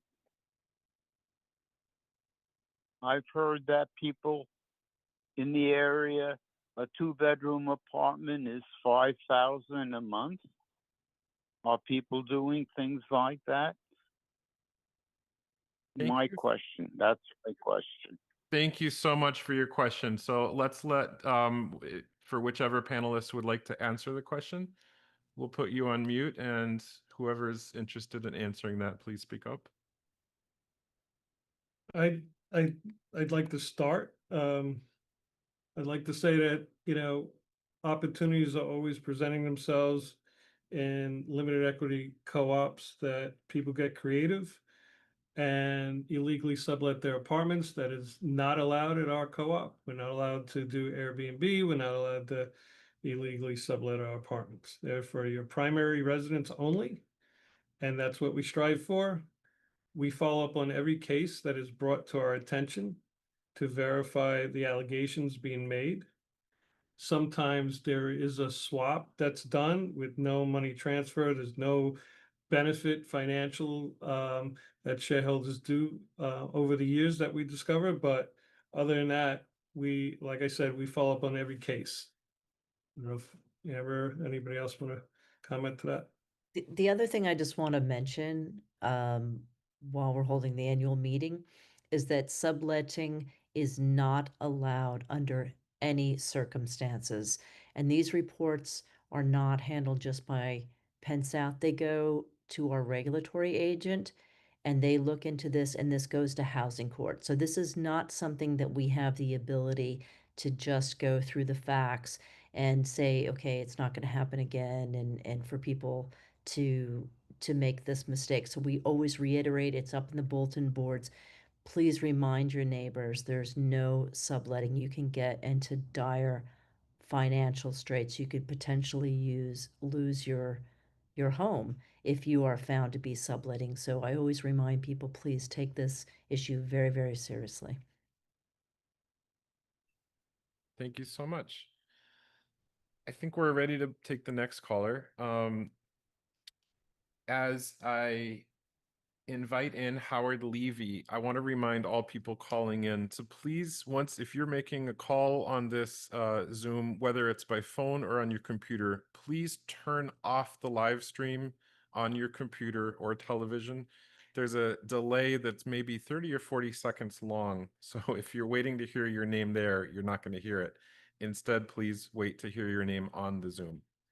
And I see Howard Levy's in. Howard, please unmute yourself, introduce yourself, and say the building you live in, and then you can ask your question. Hi, it's Howard Levy. I'm in building 2B. That's great.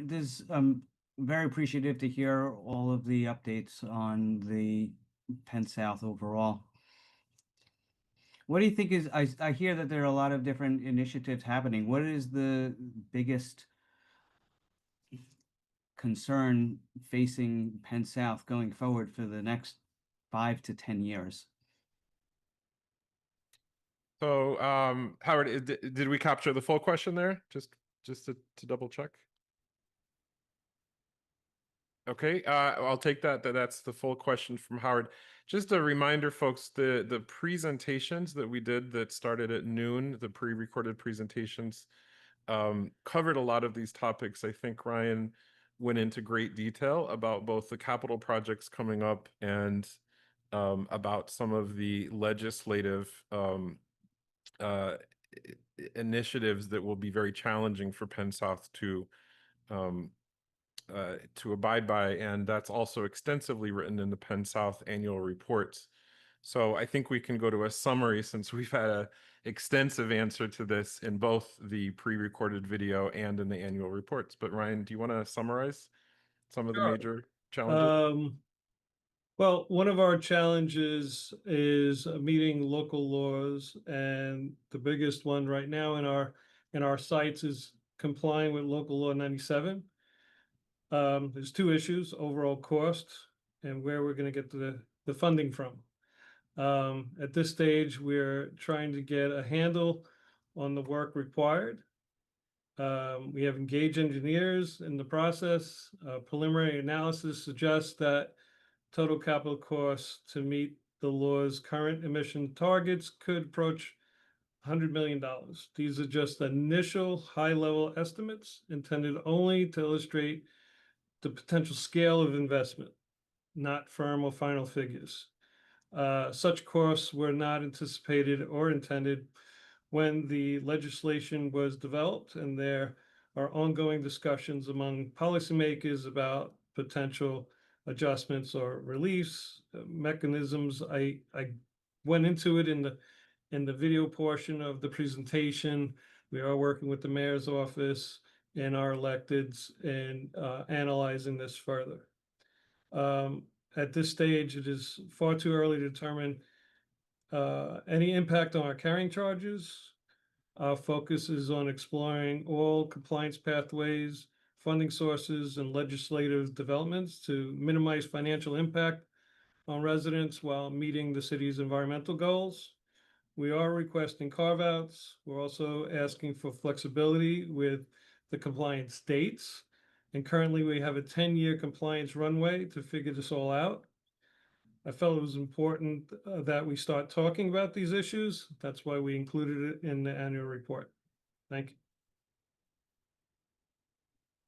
Thank you, Ryan. The person we're pulling into the meeting next is their name on Zoom is RZAGE. So we'll have to ask that person to identify their name, the building they live in, and the question. And while we wait for this person to unmute themselves, I just want to remind people that if you did tune in late and missed the pre-recorded portion of the annual meeting, which is approximately 45 minutes long, that will be posted by this evening on the Penn South website for all to watch.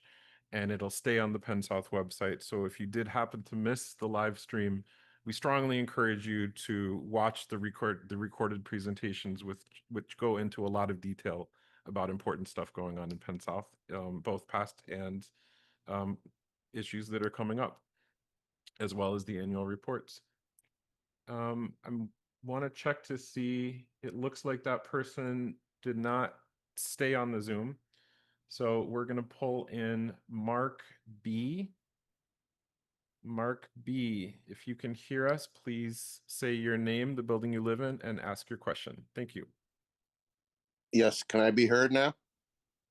We do hear you, yes. Oh, great. Thank you so much. I'm sorry I got on a little late, so I might have missed this, but I live in I'm Mark Block. I live in building 9. And I heard that you were talking about some pipes on 28th Street. I wanted you to just address 28th Street. You know, we went through a long, arduous process with the MTA. And that's, you know, it wasn't a shed or whatever you call it, you know, to do the construction, but it was a total obstruction of our lives. And now it's almost gone, but I was wondering about that. And also, if you are going to repair a pipe, which is what I partially heard, you could address that. So the whole plan for 28th Street, and will our lives be disrupted again soon? Building 9 seems to get a lot of, I don't know, we have a lot of issues for some reason, just because of where the building is and the history of the building and so on. So maybe people could address that too, but thanks. And I just want to say, I'm glad the MTA part is kind of behind us now. It was tough. And yeah, that's all. Go ahead. Thank you. All right. Thank you, Mark. I'm going to try to start my answer here if anybody wants to join in after. But the good news is Building 9 has all new piping, both from the south and from the west. I don't anticipate needing to disrupt Building 9 for many years to come. The MTA has notified us at our last meeting. Amber and I attend monthly meetings with the community board on the MTA. So they're telling us Thanksgiving, they should be wrapped up with all their work. Fingers crossed. We are all breathing a sigh of relief to be done with that project for sure. As far as Mutual's internal underground piping, we do have a segment of piping that connects from Building 7, the rear of Building 7, to Building 10. And we'll have to engage a plumbing contractor and we have also purchased the pipes to do that section of the development. The duration of the project is probably a month at the most. So it shouldn't disrupt many lives on 28th Street. Thank you. Brian, as a follow-up for him, could you address the overall numbers for the underground piping system, which is, in our capital numbers, are pretty significant number, partly answering Howard's question as well with that topic.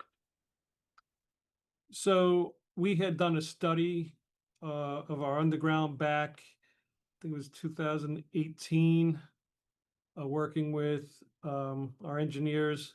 And then we did the section actually of piping crossing 28th Street to Building 9. And using those bid out competitive numbers, our engineers then extrapolated what was the going rate at that time to do the rest of our underground. We were around $15 million that we needed to carry forward that we can do over, controlled time period. So sometimes we also have a map where we know where our older sections are, and we're deploying a pipe within a pipe system that has over 100-year useful life, and we're abandoning the old system that was put in place in 1986 that has been failing. So the good news is we're putting in better quality and new technology. So we have our pipes in place for longer periods of time, and we're phasing out the old and putting in the new. And this 28th Street was a scheduled planned replacement of that section. However, we also had some failures on that section that didn't want to wait for our budget, unfortunately. We also have a section on 24th Street that also didn't wait, and we're in the middle of doing that work right now to Commercial Building 5 on off an emergency basis. As I said in the video presentation, we're about 40% left to do on our campus, which is very exciting because I remember when we were at 100% and I was shaking my head. So we're getting progress, making progress, and looking forward to the end of this project. Thank you, Ryan. We're down to just a few people left waiting to ask a question. So if I'm gonna, just to prepare folks ahead of time so they're ready, we're gonna call in Andrea Lillo next. She was attempting to join earlier and it was unclear if Andrea was actually away from her phone at the moment or computer. So Andrea, you're next. After that, we're gonna go to Susan Immergut. Then after that is Brian Hammerstein, and then a telephone caller whose phone number ends in 9634. I don't currently believe we have anyone waiting in the Building 8A question and answer room. It's only people who are calling in at the moment or coming on via computer. So we'll give Andrea a chance to join. Andrea, please unmute yourself, say your name and the building you live in.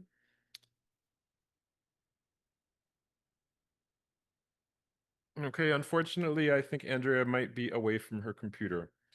So we're going to go to the next Zoom caller, which is Susan Immergut.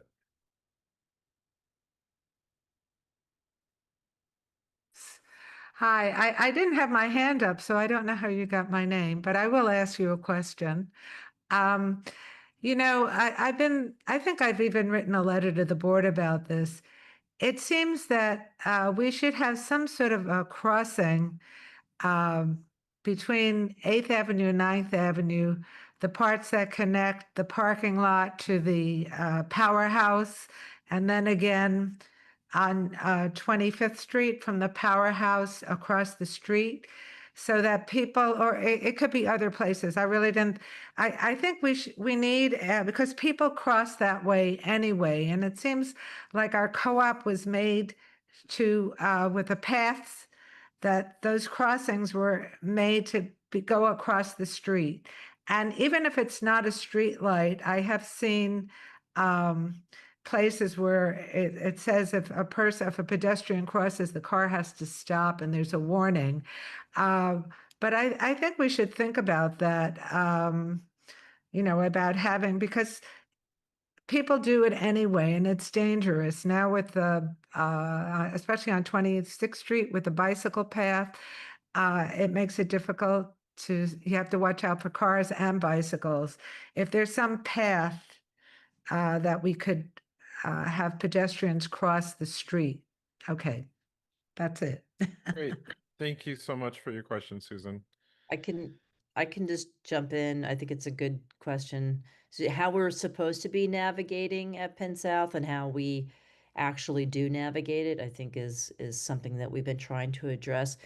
There's many years of advocacy it's taken in order to get the speed bumps that you see that are mid-block on a lot of our streets on 24th Street and on 25th Street.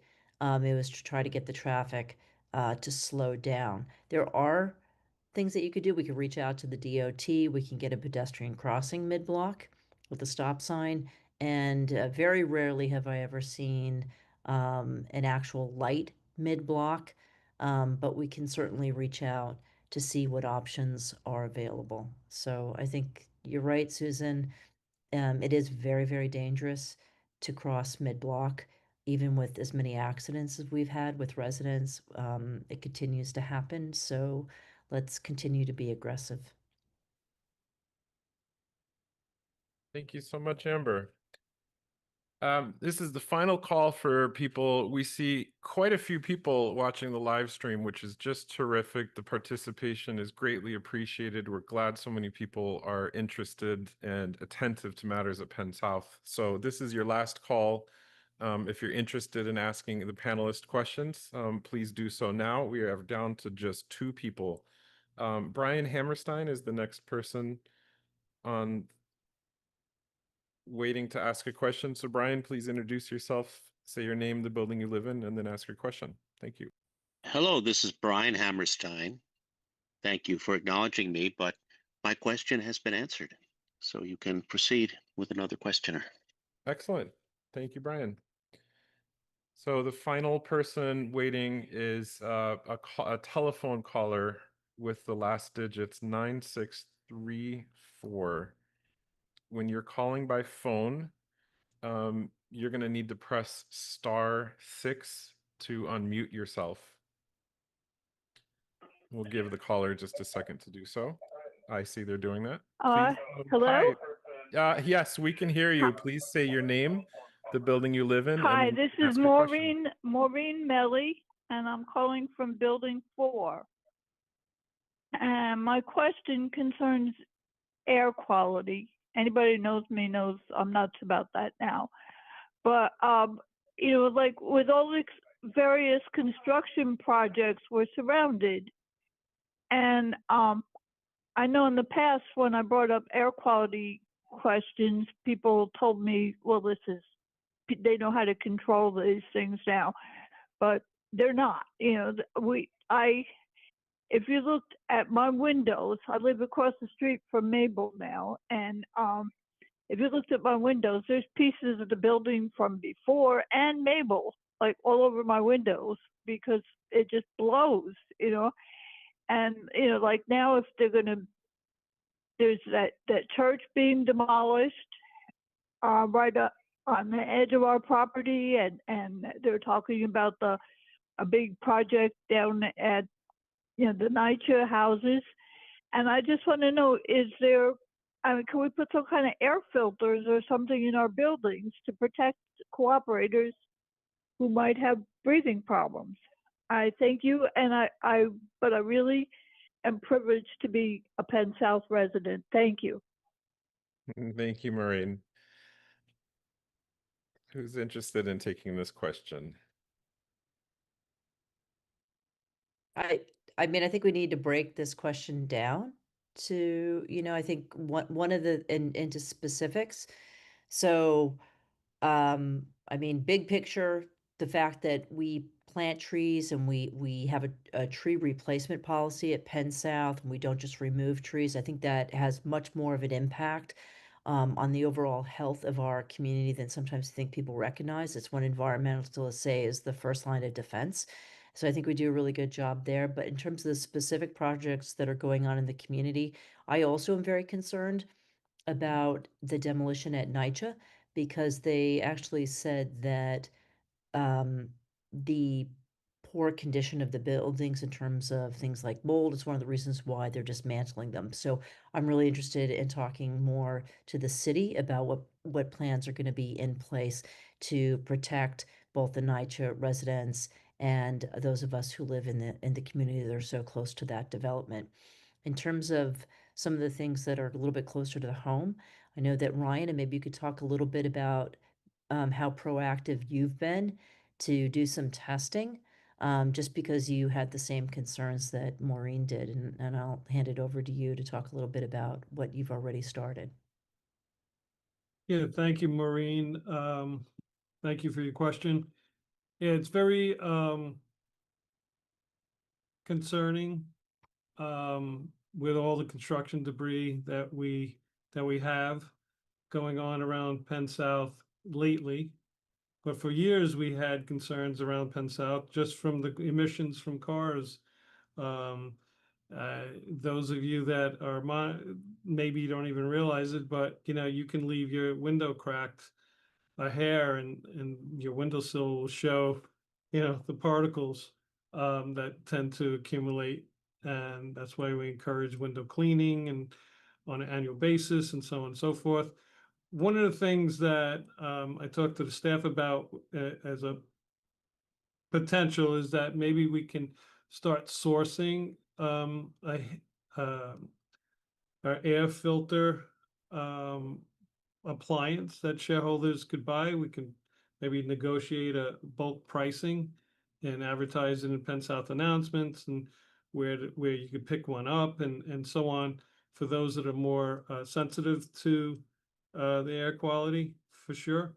So hopefully we did this kind of years ago with the appliance fair, trying to get the best, more efficient appliance for shareholders to select from who may not have the resources to go shop across a large network. So using Penn South's purchasing power, we can source an appliance that shareholders could purchase. Thank you, Ryan. Amber, I just wanted to add, it comes back around to something you answered an earlier question about the NYCHA development and the lack of engagement. That it's really important that there's engagement with the Penn South community so that these types of concerns can be brought up. And that's the type of thing that well, thank you for advocating for, and hopefully we can hear those, have those concerns be heard in future engagement.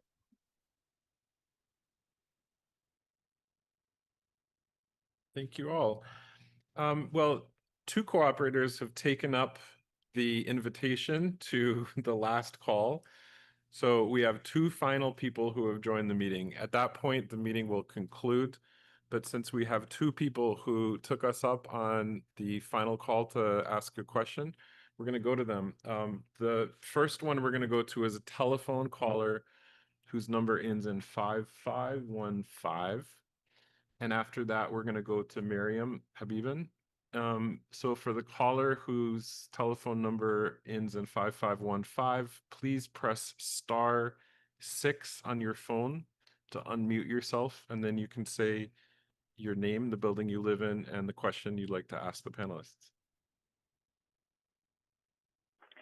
Hello, this is Deborah Raymer in Building 4, and I'm calling on sort of following on Maureen's comment about the noise pollution and the possible asbestos problem. And last night they were cleaning out something from the church. It's like after 7 o'clock at night, which number one, they don't have a permit for. And it was all done under cover of dark, and everything was black that they were pulling out in large bins.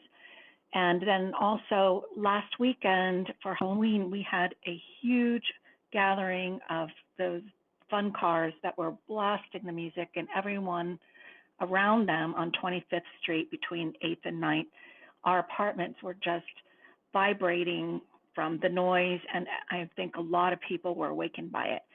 And with these two issues, I'm wondering if security can do something, because I called security last weekend about the noise, and they said there's nothing you can do. You have to call 311 or 911. And I didn't even think to call them last night, because usually when they call, there's nothing they can do because they say it's not their provenance. But I'm thinking that security probably has more clout, especially with things like the noise last weekend at midnight, which was right across the street from them, that they could directly call the police precinct. I think they have a lot more clout than me as just an apartment dweller, and say, hey, can you have somebody come investigate this? We've got this big noise problem right across the street from us. So can security be a resource to help us with controlling these problems? Thank you for your Yes, question. absolutely. Noise complaints, the officers can and should respond to. I don't know if the messaging is getting crossed. The security officers can't do anything about night construction work. But as far as the noise, yes, and definitely 10th precinct, yes. John, do you want to elaborate? Yeah, there's no reason why, if there's a gathering of cars blasting music or making excessive noise on 25th Street, there's no reason why they can't contact NYPD for a disturbance of the peace. So we'll have to look into that and find out what happened, but there's no reason why they can't call NYPD.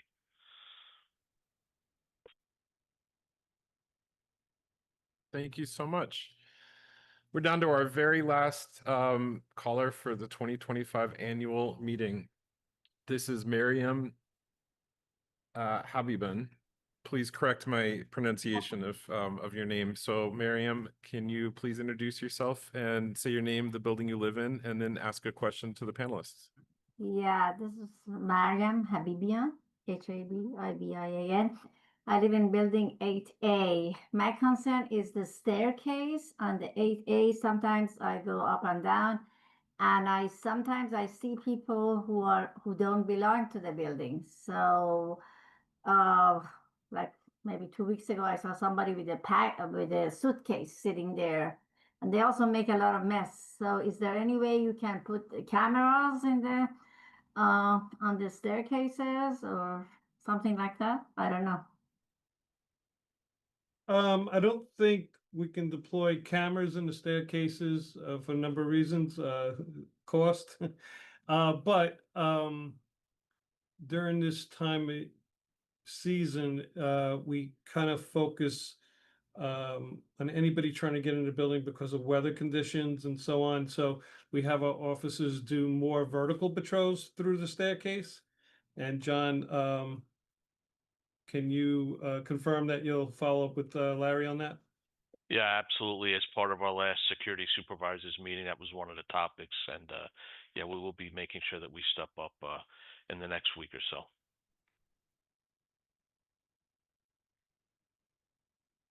Wonderful. So we have managed to allow all cooperators interested in asking a question an opportunity to do so. And so to all of you who asked a question, or to all of you who just joined today to watch the presentations, thank you so much for joining us for the 2025 annual meeting of shareholders.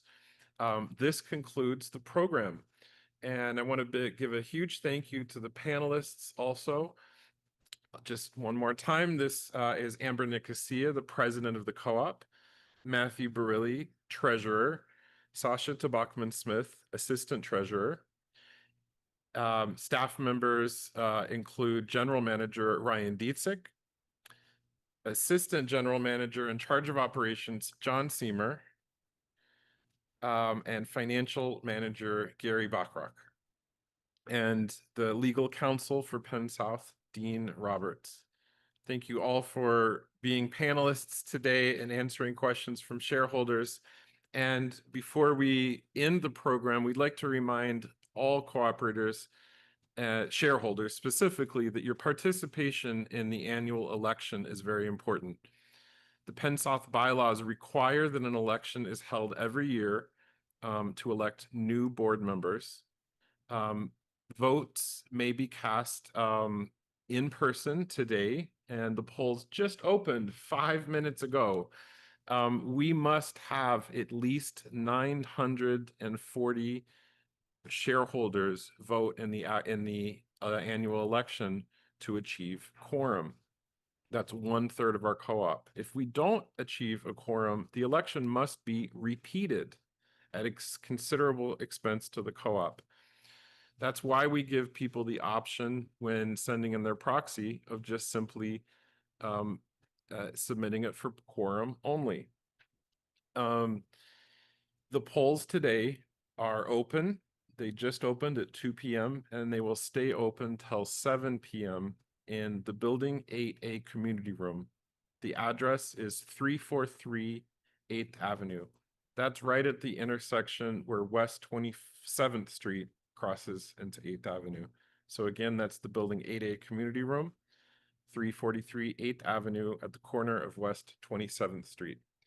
Now, if you submitted a proxy, but you now wish to change your selections, you may still vote in person and your vote will supersede your proxy.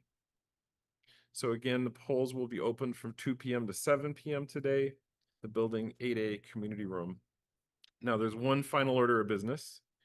We need a motion from a board member to recess until the close of polls at 7 p.m. today and the tabulation of the votes in the annual election, at which point this meeting will adjourn.